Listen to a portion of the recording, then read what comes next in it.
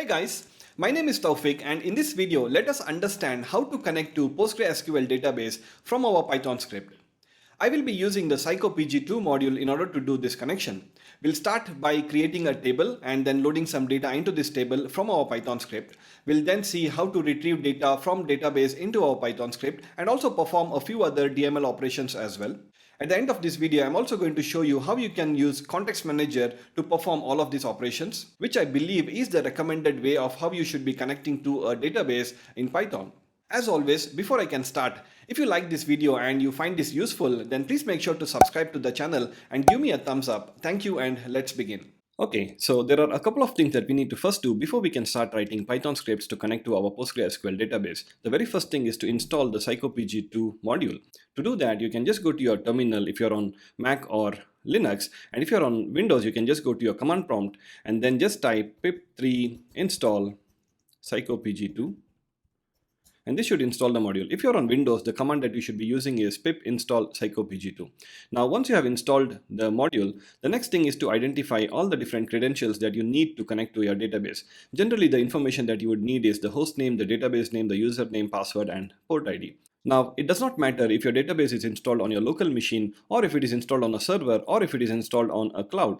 The process of connecting to the database and all the different credentials that you need will almost be the same, and also the process of how you would be processing all the different data from your database would again be the same.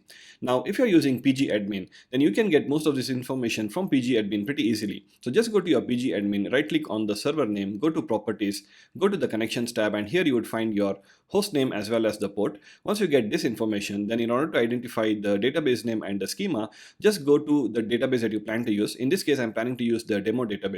Right click on that, go to properties, and here you would find the database name, and then you would also find the owner, which basically is your username. So you have got all of this information from pgadmin. The only additional information that you need is the password. The password is basically the same that you have entered when you installed your database. So once you have got all of this information, now we are all set to start writing your Python program to connect to the PostgreSQL database. The first thing that you need to do is to import the required module, which in this case is the psychopg2. I'm just going to import that. And once you have imported this module, now in order to connect to the database, you just need to use a function called as connect, which is inside our psychopg2 module. Now to do that, I'm just going to call this module and then call the connect function inside this, and I need to pass a few parameters. And whatever is going to return from this connect function, I'll be storing it into a variable called as con. Now the parameters that I need to pass here are basically everything that I just listed down here. Now all of these credentials, I have already stored it into these 5 variables. Now this is not the way that we would do when we are working on a real-time project or when we are building a real-time application. Generally what we would do is we would maintain a configuration file which would have all these credentials and all the different settings of the database, and then we would use this configuration file in our program to connect to the database. Now since I want to keep this video as simple as possible, I will not be using the configuration file, rather maintain all of these credentials in all of these variables, and then I will be passing these variables as a parameter into this function. Now the parameters that I need to mention here is I'll say host equal to hostname, which I have already stored, and then I will say db name equal to database, and then I need the user equal to username, and then password equal to pwd, and then finally port equal to port ID. That's all. So this is all we need to connect to our database. Now since this command here, that is a connect function from the psychopg2 would open a database connection, we also need to make sure that we close the database connection before we can exit from the program. So I'm just going to use the close method inside this con variable. Now this con will hold a connection object which will be returned from this connection function, and this connection object will have a few methods that we can use, and one of them is the close. This will basically close the database connection, and we'll make sure that all the code that we are going to write will be in between this database connection open and the database connection close commands. Now the program that I have written here should be sufficient to connect to our database, and you can see that if I execute, there is no error, so the connection is successful. But let's say if I change the host name to some dummy value, and if I try to execute it, it will throw me an error saying that the host name is not recognized. Now basically what this means is if we do not get any error, then the connection is successful, and if the connection is not successful, then it would generally throw an error. So in this case, what we should be doing is we should place our database connection commands inside the try and exit block. So in case the database connection fails, it does not crash our program, but we'll be able to capture the exception. So I'm just going to place whole of this into a try and exit block, and I'm just going to use the exception class to capture the exception, and I'm going to pass it into a variable called error, and then I'm just going to print this error. So now if I execute this, you can see that it's still throwing the error, but it's just my exception block is capturing the error and it's just printing the error message here. So that is how it basically works. Now let me just fix this localhost. Now what this connect function will do is it's going to open a database connection, which basically means that it's going to open a session in our database where we will be allowed to perform any database transactions like DDL, DML, DQL, or any other. But in order to perform any of the SQL transactions or the database transactions, we will need to open a cursor. A cursor is something that can help you to perform any of the SQL operations. It kind of stores the values that will be returned from those SQL operations. Now, to create a cursor, I just need to assign a variable, like I'm just going to name it like cur, and then I'm going to use the connection object dot, I'll say cursor. So this will basically open a cursor, and similar to database connection, once we open a cursor, before we end our program, we also need to close the cursor. So these are the two additional things that we always need to do. Make sure that the database connection is always closed and the cursor is also always closed when we exit the program. So that is why I have added the close command here. Now this is fine, but this is not the best way of closing your connections or closing your cursor. The reason is, if there was an unexpected exception that occurred in our try block, then there is possibility that the cursor and the connection would never be closed. Now to avoid that, what we will need to do is we will need to place both of this inside our finally block. So finally block is again another block, part of our try and except block. So what this will basically do is, whether there is an exception or no exception, whatever block of code that you have written inside finally will always be executed. So what I'm just going to do is the closure of cursor and connection, I'll just place it here. Now this is not the best way of doing it, because let's say if your database connection never succeeded, then the con variable would never have the connection object, and meaning that it would never have the close method. So basically this statement here would throw an error. So in order to avoid that, what I'm just going to do is, in the beginning of the program itself, I'm going to assign a none value into both of these variables. So I'll just say con equal to none and cur equal to none. So once I have these values as none, and in the finally block, so I'm just going to say if cur is not none, meaning that the cursor was open. If the cursor is open, only then I want to close it. And same way I'll do for the database connection as well. So if con is not none, that means if the database connection was open, only then close it. If the database connection was never open, then this statement will never be run, so we can eliminate this error. So this is basically how our outline should look like, how when we want to try to write a Python program to connect to a database. So we have created the database connection and we have opened the cursor. Now it's time to create some database table and then do some operations on that table. Now for this demo, what I'm going to do is I'm going to create a table called as employee, and as you can see in the demo database as of now, you will not find the employee table. So what we are going to do is we are going to create the employee table. Now to create the employee table, the syntax would be exactly the same as you would use in your SQL. So it's not just create table, any other commands that you want to do, whether it's DDL, DML, DQL or anything, the syntax and the code of SQL is exactly the same. You just need to place that code inside our Python program. So what I'm going to do here is I'm going to have a variable by the name create script, and inside this variable I will place the create table script, and let me do it like a multi-line script so it becomes more neat. So I'll just say create table, and then I'll say employee, and I'll pass in a few columns. So I'll say the first column to be something like ID, and it will be, let's say, integer, and I want this to be my primary key. And then my next column would be name, which will be a varchar, and I'll say a max size of 40 characters in this column, and it will be a not null column, so not null. And then I'll have my third column as salary, which will be an integer, and then finally I will have my department ID, which will be a varchar, and I'll say a limit of 30 characters for this department ID, and I'll close my table. So that's all. This is the same script that you would use to create your table in your SQL as well. I'll add one more condition here. I'll just tell create table if not exist. So if the table does not exist, only then create table, else just don't do anything. Okay.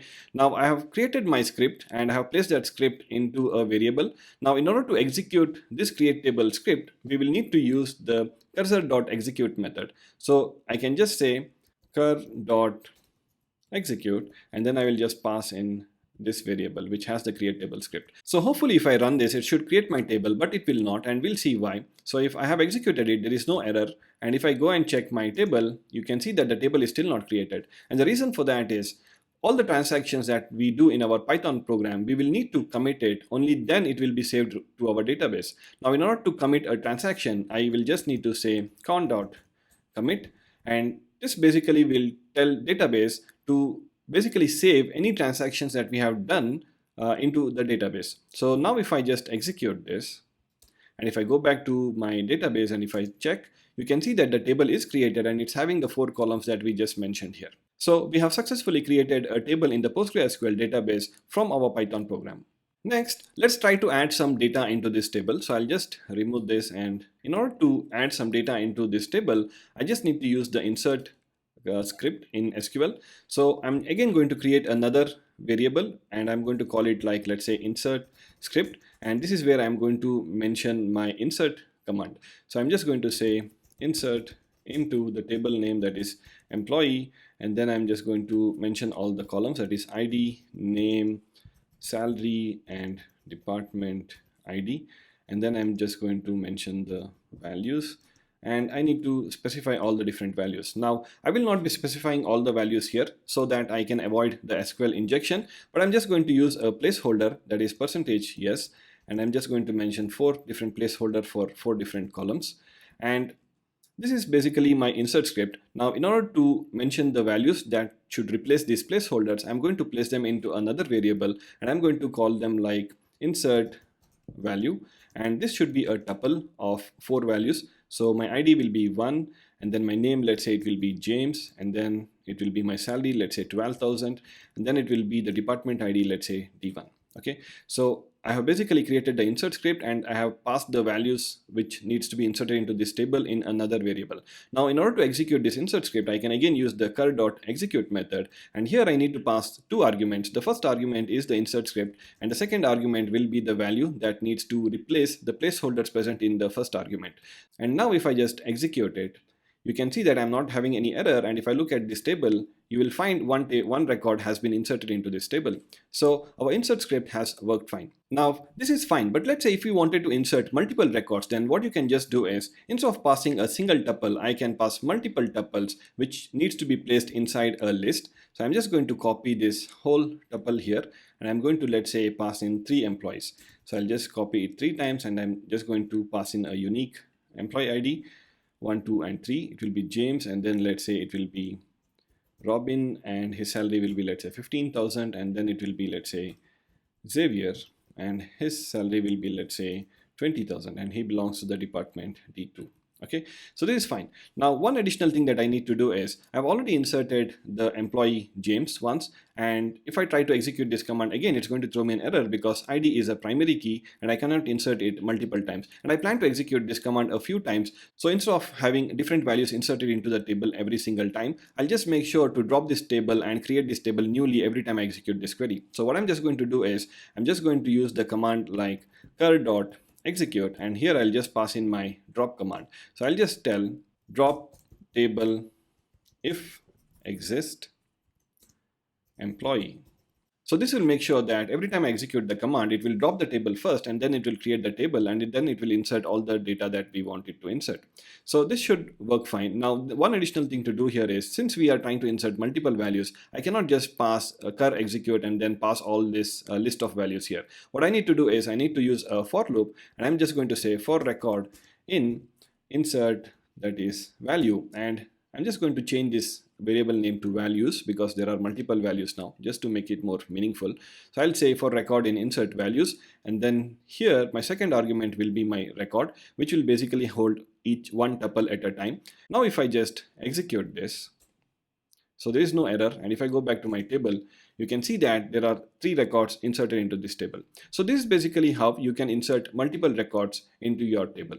Okay, so now we have created the table and loaded some data into that table. Next, let's see how we can fetch all the data from the database table into our Python script. Now, in order to do that, I can just use the select clause. So I'm just going to remove this. And here, instead of assigning the select clause into a variable, I'm just going to use it straight away in my cur.execute. So I'm just going to mention like select star from employee. This should just fetch all the records from the employee table. And what this will do is this will just execute the command and it will return the data and place it in the cursor. Now in order to view that data, I need to use another method called as cur.fetchAll. There are a few other methods as well. If I wanted to fetch only one record, then I can use fetch one, but in this case I just want to fetch all the records. So this fetch all will return all the records from my cursor. Now in order to view the data, I will just place it inside the print statement, and now if I just execute it, you can see that it's basically printing a list of tuples. Each tuple holds one record. This is fine. But if you want to view each record in its own line, then what I can just do is I can use a for loop and saying that for record in, I'll just copy this whole thing, that is cur.fetchAll, and then I'll just print the record.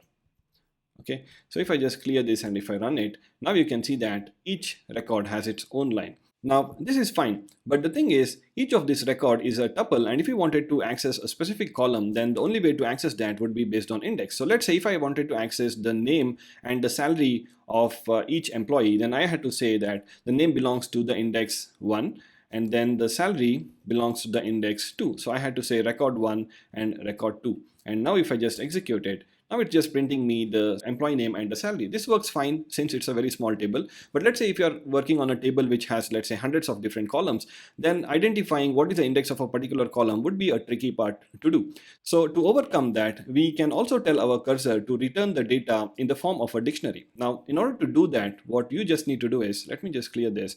You just need to import another module which basically lies inside the psycopg2, and it's called as the extras, psycopg2.extras. I'm just going to copy this thing, and when I'm calling my cursor, I need to pass saying that cursor factory equal to the psycopg2.extras dot dict cursor.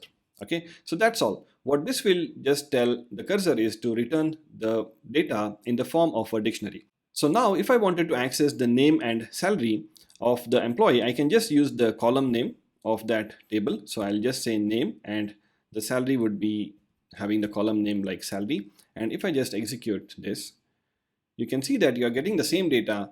Now, the advantage here is that instead of mentioning the index, I can just mention the table column name, which I believe is a more simpler way to fetch a particular record.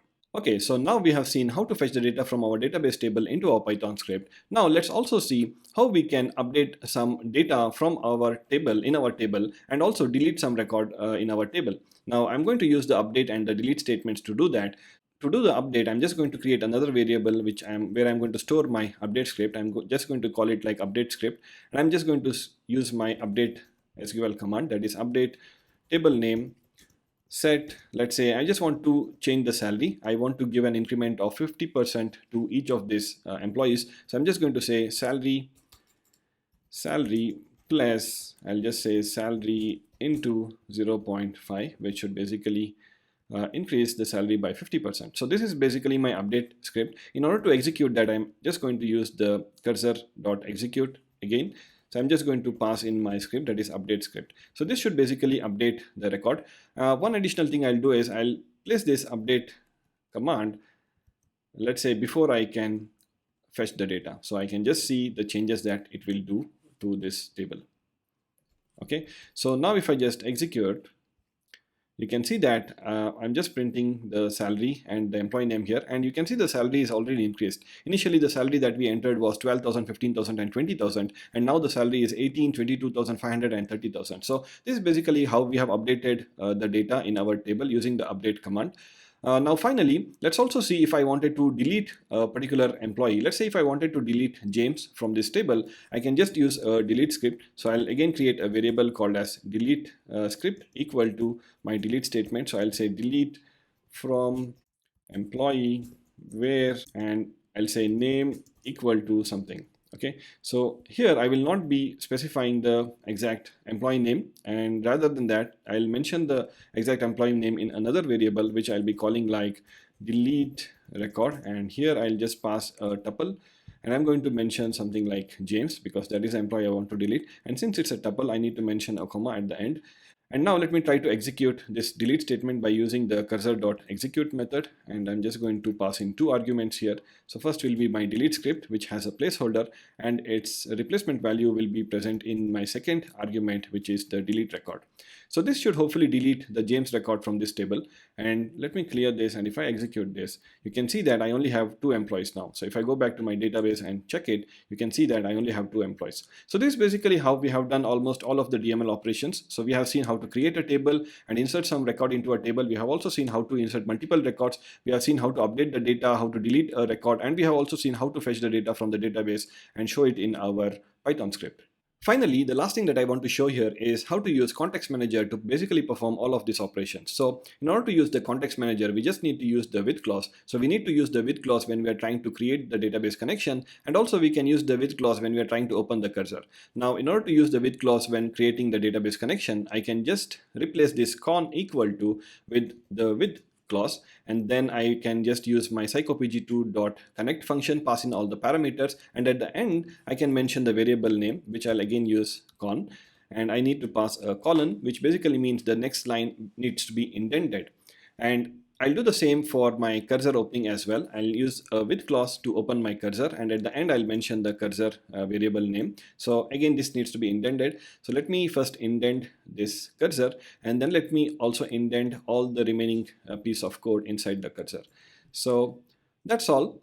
That's how easy it is to use a with clause. Now, there are a few advantages of using a with clause. The first advantage is that a with clause will take care of closing the cursor for you. So I don't need to specifically or manually mention to close the cursor. As soon as our program execution exits the with clause of the cursor, it will close the cursor for us. So I don't need to mention the closing of cursor command specifically here. So that is one advantage. The second advantage is that I don't need to mention to commit the database transactions. So the with clause will take care of that. As soon as our program will exit the with clause of the database connection, it will commit the transaction. So if there were no exceptions, then all the transactions would be committed, and if there were exceptions, then all the transactions would be rolled back. So this is the advantage of using a with clause. One thing to remember is that the with clause will not take care of closing the database connection for us. So you will still need to manually close the database connection. So I'll still maintain the connection close logic here.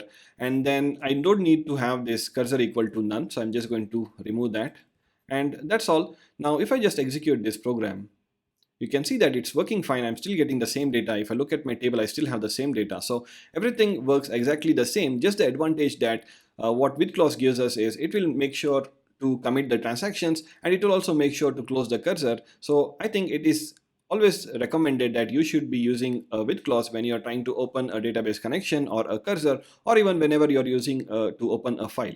I hope all of this was useful. If you found this video useful and you learned something from it, then please make sure to subscribe to the channel and give me a feedback on what you felt, and if there were anything else that you would like me to cover, or if you have any other doubts, you can just leave your comment below.